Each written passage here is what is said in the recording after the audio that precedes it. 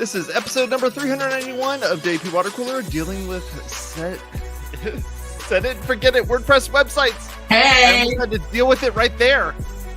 Brought to you by ServerPress Speakers Desktop Server. They make local WordPress development easy. Check them out at serverpress.com. Hey! And Project Panorama is a visual project management platform for WordPress that keeps clients happy and eliminates the headaches and cost you time and money when managing projects. Check them out over at projectpanorama.com. Ooh! I'm Jason Tucker. I'm an IT director and web developer. You can find me over at Jason Tucker on Twitter. I'm Say Reed at Say Reed Media on all the things. Make WordPress teachers. It's your boy Jason Cosper, aka Fat Mullenweg, here to talk some WordPress today. Let's do it. Follow Hey! us over on a podcast, over on Apple Podcasts, Google Podcasts, and Spotify. And while you're there, leave us a review. We'd really appreciate that. Lastly, if you want to go and hang out with us over on Discord, go to wpwatercooler.com/Discord to find out how you can hang out with us over there in that chat room. Hello, folks. How you doing today? Oh, sorry, I was jamming to our wicked tunes. Dun, dun, dun, dun. It's like Friday, and you're like, dun, dun, dun, dun, dun, dun, dun.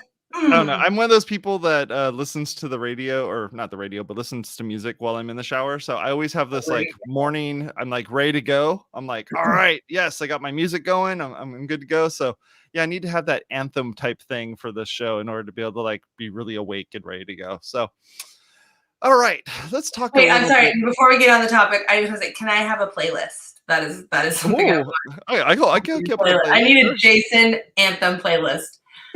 Sounds good. Jason's shower anthems. Yeah, I really would like to know what that playlist is. Please send it to me. And my whole family has to hear it. Twitter. My whole family has to hear it when I play it. So yeah, it's fun stuff. And we will definitely post the Shopify playlist. Shopify? No. Spotify. There we go. Spotify playlist in the show notes for all of you to follow. Oh goodness. Anyway, Yeah, sorry. What was that topic thing? I just, Yeah. So today's topic, we're going to be discussing, dealing with these websites where you kind of just set it and forget it. You've built the website, you set it up, and then you leave. And especially if it was, a couple years back, what do? You set it and forget it. Does anyone remember? Forget it. Do you remember it? Thanks, Cosper. Okay, that was for like chicken, right? It was like a chicken cooker.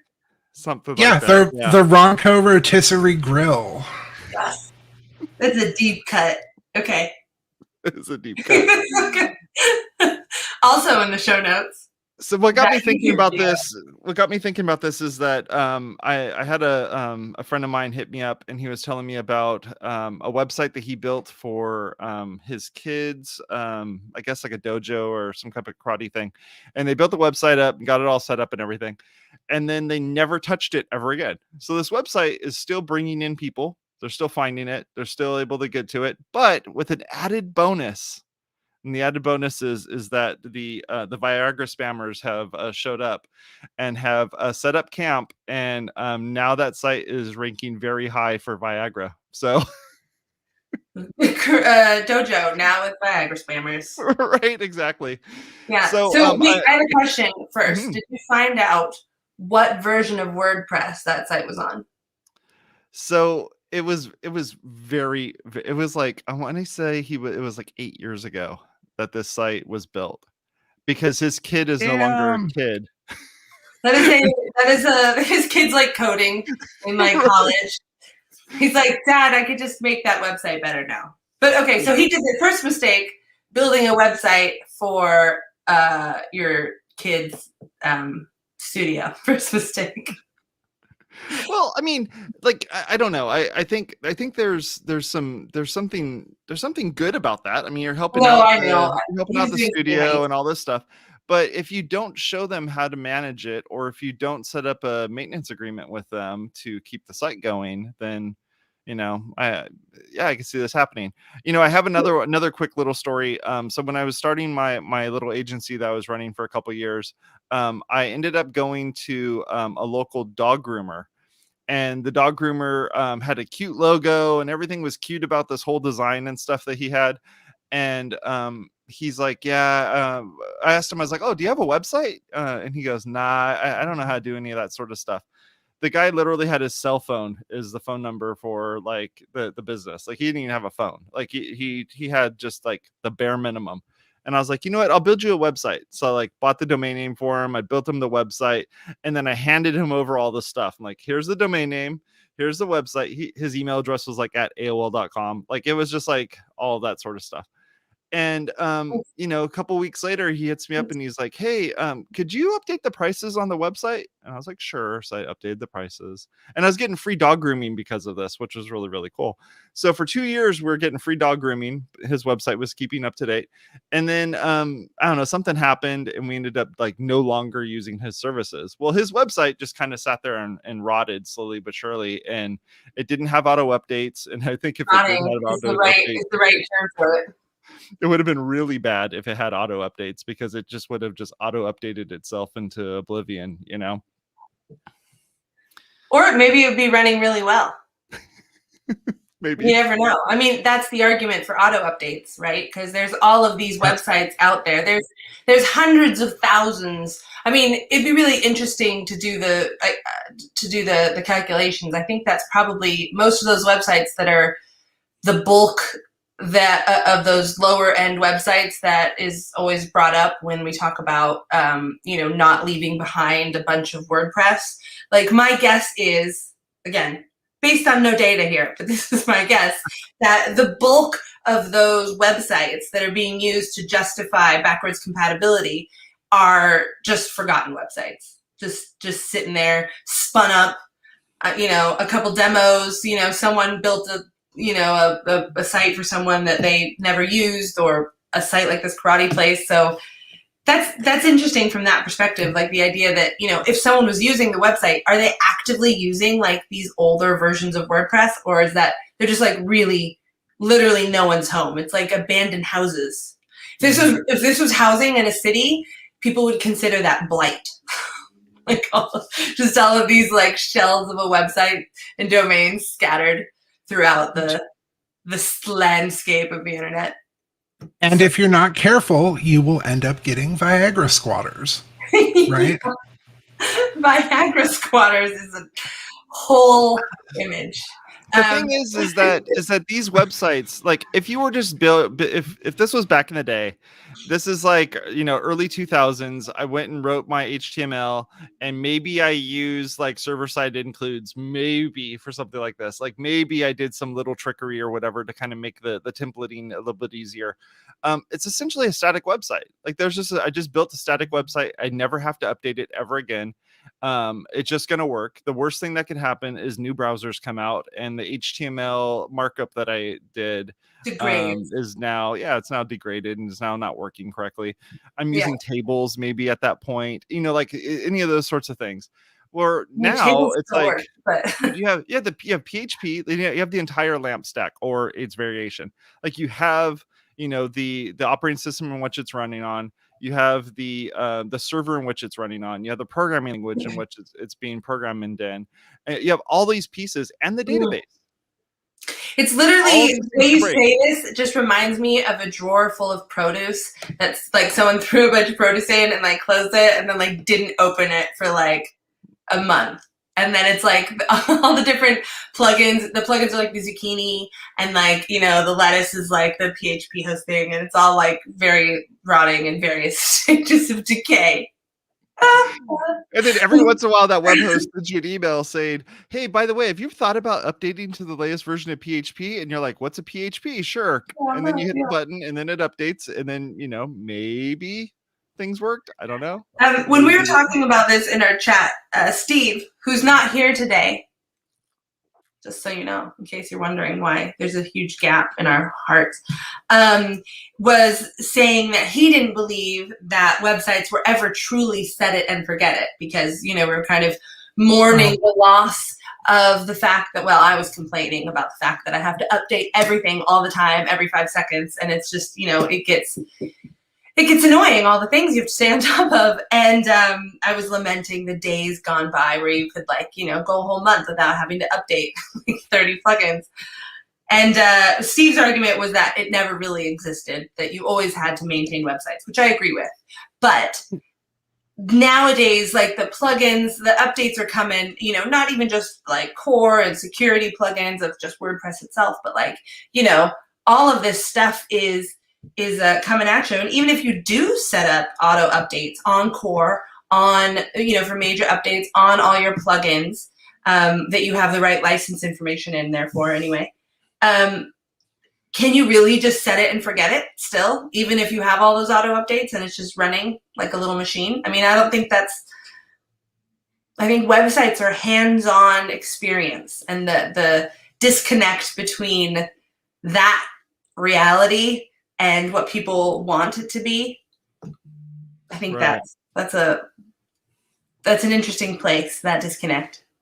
I think a site could be set it and forget it as long as, and you brought up a really great point, you're not dealing with licensing issues. As long as you're not dealing with, I have to make sure my license is up to date, because if you forget that and can stop getting updates, then like you're screwed there. It's basically about, I think I've seen sites that you know, in the pre-auto update era, like in a previous life, I used to have to, update era. yeah, in a previous life, I used to have to clean up hacked sites, and a lot of it was set it and forget it. A lot of people set up their sites, just like this karate dojo set up a site, and they, I mean, Jason, you said in our group chat before the show that the only thing that the person was, that the sensei at the karate dojo was actually updating was a Google Calendar that wasn't even part of the WordPress website. Right. It's embedded. Yeah. Right. So the only thing that needed to actually be updated for them is something that didn't even need WordPress. Now, I know all of us on the call, all of us like listening, all of us like, you know, listening. We're going to guess if you're listening to the show. Yeah. At one time or another have been guilty of having, you know, like I'm going to use WordPress for this, even when it's like, okay, maybe I shouldn't have used WordPress for this. It sounds like all in this case he needed was a calendar that people could go visit, and that was it. I mean, you probably needed an address, which didn't change over those 8 years, and a phone number, which didn't change, and the name on there. So it looked, I'm sure, just enough, which you could very well accomplish with an HTML page. Right, single page with an embedded Google Calendar. They could have gotten away with that. And honestly, I mean, okay, so set it and forget it in WordPress. It's hard to do. Back in the day, I'm going to put on set up a lot of things to be able to set up and forget a WordPress website. Like there is a lot of setup involved in making that be able to run by itself. Absolutely. I'm going to put on my my internet old hat here for a second, and back when I was building websites with just HTML in 1996, those sites, you know, Jason said things about tables, about like non-standard ways of doing things. Guess what? They still display in Firefox, Chrome, Safari, all this other stuff. So they still display. Like people could actually forget about that, because unless they're using some weird CGI bin, and again, internet grandpa hat, like you know, there are people who don't know what CGI bin is. They're better for it because it was horrible. But as long as they're not running something like that, as long as it was just a static page, that was something that you could set and forget. Yeah. Yeah. So is there anything, I mean, I haven't used Ghost, people talk about it, but is that an example of something that is I mean, I know it runs on it's on JavaScript, right? And so it's like obviously that has to stay up to date. But like for the most part, is that more of the thing that you could? Are there any CMSs that exist right now where that you know of that you can set and forget, or do you really legit have to like bust out some Dreamweaver? No, I mean, there's a lot of the static CMSs I'm aware of. There has been an uptick in static CMSs. The ones I'm most familiar with, and it's because I'm a developer and I spend a lot of time on GitHub, are Jekyll and Hugo, which are not user-friendly at all. Right. Like they, as far as user-friendly ones go, developer user-friendly or not end user-friendly? Like how unfriendly are they? I mean, they are developer user-friendly, but are you putting kernels in your Apache and shit? Like what? Right. As long as you're letting your neckbeard grow in, they're fine. They'll get the job done. I'm almost there. I'm almost there. Here we go. Almost there. I promise you there are geek women out there who are plenty capable of, and I know them, I know some of them, who are plenty capable of putting their kernels in their Apaches without a neckbeard. Hey, I'm not one of those people, but those people. And I know some women who are also very capable of growing a neckbeard. So there's the whole spectrum there. Absolutely. So that we can learn to change that. What a about neckbeard is not required. A neckbeard is not required in order to install these programs, but it is a factor for your probability of success. Right. It can be a metaphorical neckbeard, absolutely. A metaphorical neckbeard. We're talking about. I just had the best idea. Sorry, I would love to manufacture like strap-on neckbeards for women to wear to tech conferences. Okay. Anyway, side note: if anyone's interested in that, just tweet at me. We'll make that happen, just for a fun installation. Anyway, continue. Jason, sorry. I don't know. I wrecked Jason. I guess what it comes down to is like, are we just talking about like serverless technologies here? Are we just I hate the term serverless. There's a freaking server somewhere. Yeah, I mean, what does that even mean? And like, are we building up, like, when people are talking about the static versions of WordPress, those are so much work to create, right? Like, those aren't set it and forget it anyway. Those are like, maintain it constantly, Yeah, I mean, I used was it Netlify? I used their whole setup, and I tried Forestry, and I tried a whole bunch of these different ones, and I'm looking through a list right now because I can't remember any of these stupid names of these things.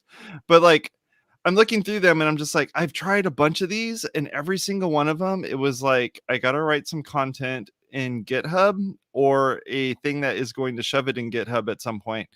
And then at that point, a serverless server is going to go and grab it and then display it onto the internet. Like it's going to somehow, that database, which is the repo, is going to be the thing that kind of makes this get displayed. And I don't think that I don't think the dojo or the dog place are going to like figure any of this stuff out. No. No, and you know what ends up happening to those poor businesses is that I'm sure this didn't happen to you because you're using WordPress, but there are some developers out there who don't build in WordPress, which is somewhat usable. It's on the scale of there's a bit of a learning curve, but it can be used by the end user. But there are definitely people who have a kid who go to a karate studio and aren't using WordPress. And they're like, sure, I'll build you a website. And there's like, here's your Ruby on Rails. And, then the owner of that site is like, great, I have this site. I can't update it. There's incorrect information on the website now. And how do I find someone who does Ruby on Rails? Where is that person? So at least in the WordPress world, I mean, it might seem as daunting to that karate shop owner or karate dojo owner that they also don't know where to find a WordPress person. But, you can't really throw your arm out without hitting a WordPress person, someone who can do some WordPress versus some of these more obscure code banks. So to that end, even if you are building a super simple website, there is an argument for using something like WordPress that is more common so that it can be, updated and maintained by, if not the end user, the next round of parents that come on to the karate shop. You know what I mean? Like it can be continually inherited by someone's parents. Even so is what I'm saying is like that. It's still, it still seems like even in this case, it's still the best use. I mean, that website was still up, just throwing spam, but it was still there and still showing people what their address was, right? Yeah. I will say 8 years ago, if I was put in this situation, I would have set up a WordPress site. I honestly would have forgotten about it if I stopped taking my non-existent kid to the dojo. He probably had a yellow belt. He was doing good, but it just wasn't for him. It's okay. He decided to pick up the cello instead. Yeah, no, and the cello was much more his vibe. Yeah, it's totally cool. his vibe. But then the band needed a website too, so you ended up building one for them as well. Yeah, absolutely.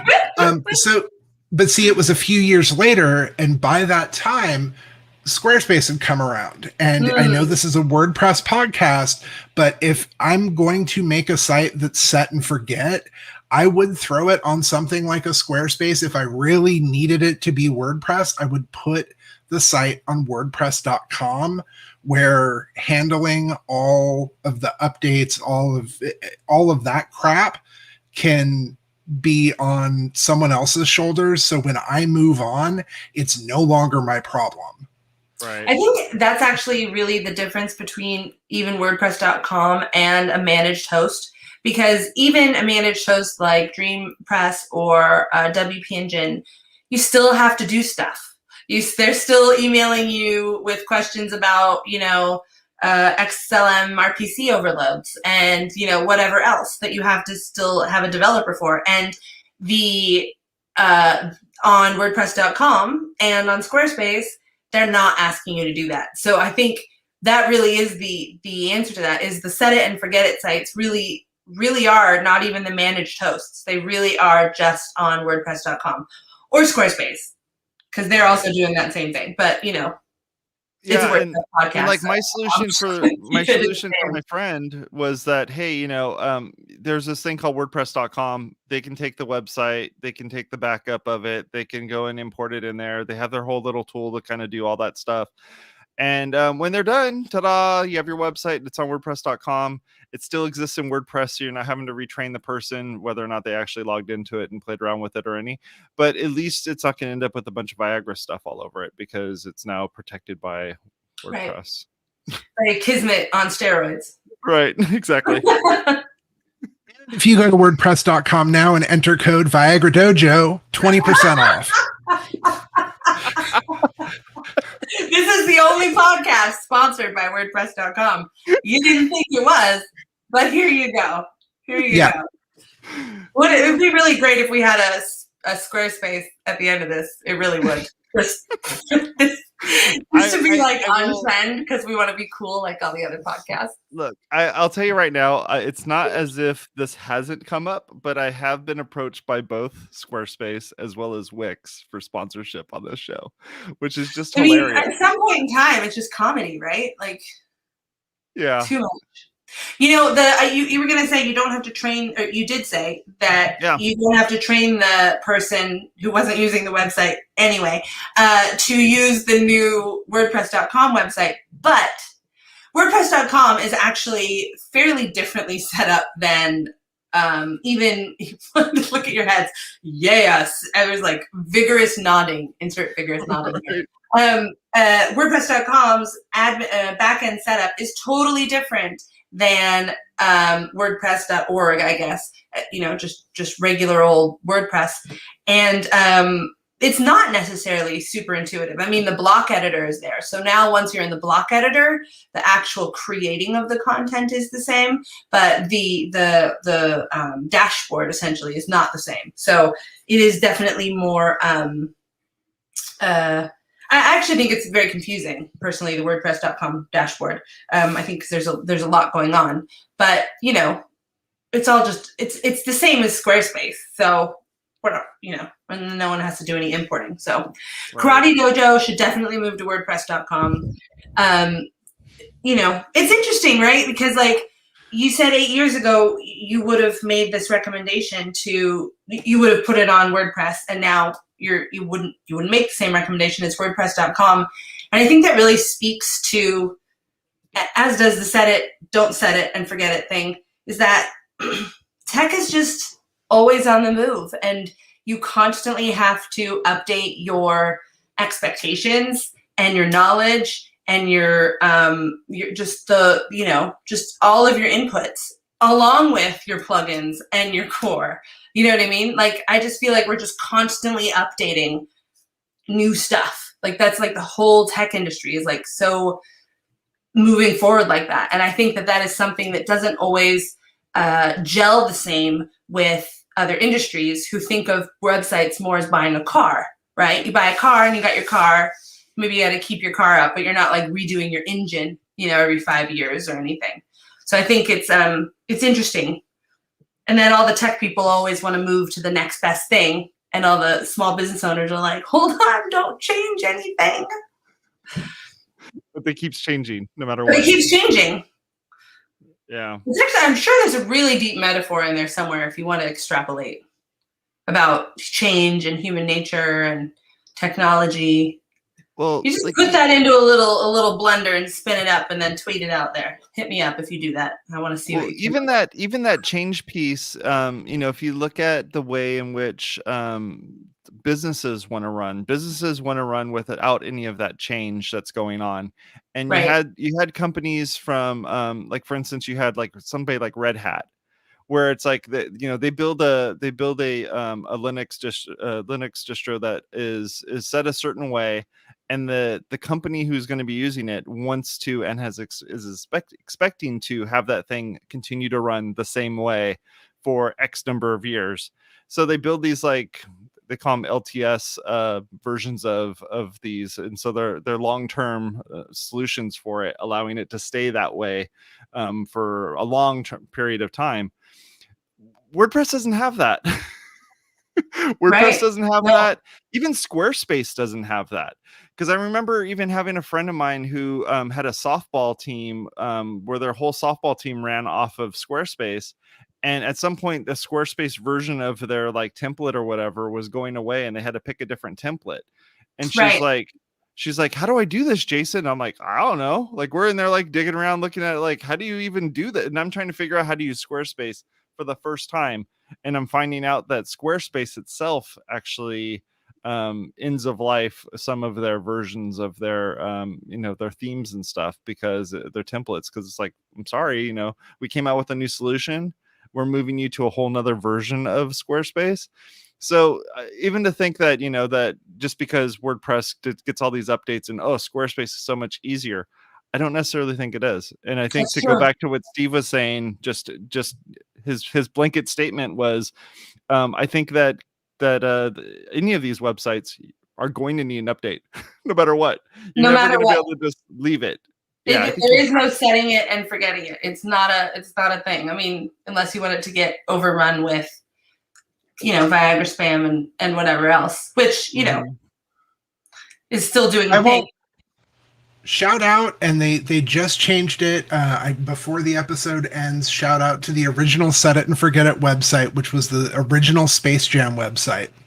That thing has run for ages, basically since the first Space Jam movie. It was the exact same site until now they're coming out with the LeBron Space Jam, so they had to change it. They put it at like a /classic or something like that on spacejam.com.